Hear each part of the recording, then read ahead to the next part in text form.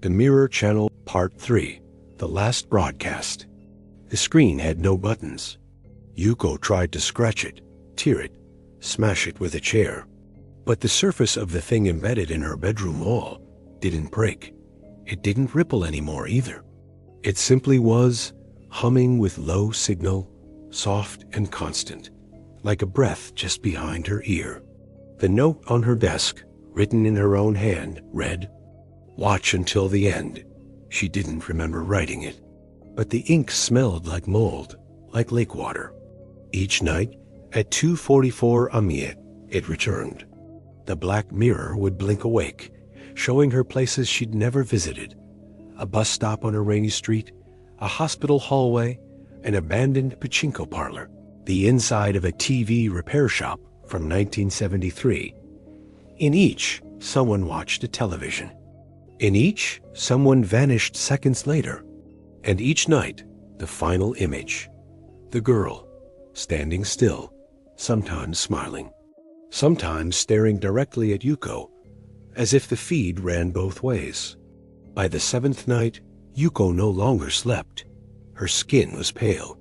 Her eyes ringed dark. She went to the old NHK relay tower on the outskirts of Sagawa.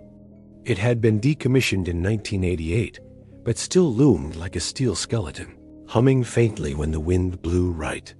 She broke inside using her father's tools. The control room was rotted, choked with cables like veins. There, among stacked reels of tape and cracked monitors, she found it, a file labeled Channel 03 Pirihara.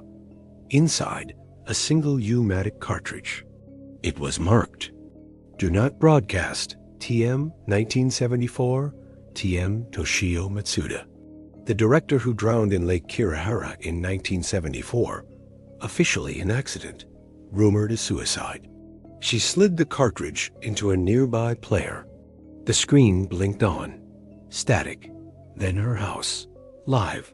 The signal was coming from inside her room.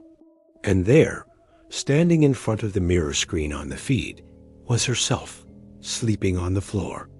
But Yuko was not asleep. She was at the tower. So who was that? The figure on screen turned slowly toward the camera. Its face ... was blank. Not faceless, just ... void. Her hand froze and the screen pulled. Not literally, not magnetically, but something in her vision tunneled forward, locked onto the image, and would not let go. Yuko reached out to shut off the monitor, but it was too late. The last thing she saw before the screen went black was her own mouth stretching open on the feed. Too wide, each played her memories on loop. Hiroshi watching the tape, her burning it, the shack at the lake, the girl behind the mirror. Too dark, too empty. She awoke in the hallway. The same hallway. Again, but now, no end. No mirror. Just corridor upon corridor of rotting wood. Soft static, distant whispering. On the walls, televisions hung like paintings. Until she saw herself again, older now, sitting on the floor of a room lined with mirrors, whispering words she didn't know. And then something new. Yuko, crawling out of a television in a stranger's bedroom. Another girl screamed. Another tape was made. Yuko ran. She ran until the corridor became spiral. Until she could no longer breathe. Broadcast to remember. Record to contain. The older Yuko looked up. Her eyes were hollow. It needs us to see. Yuko finally reached the final room. And forgot.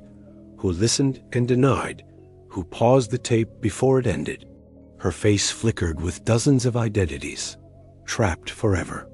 In the center stood a television atop an altar of rusted antennas and bones. A single VHS tape rested inside. It ejected. She picked it up. Label. Last broadcast, and written beneath, etched in blood-colored ink. You're not the last. The girl waited beside the altar. But now Yuko saw her clearly. She wasn't just a ghost. She was memory. The collective residue of everyone who watched. Yuko raised the tape. The girl nodded and spoke her final words. Let me go. Yuko placed the tape inside the altar TV.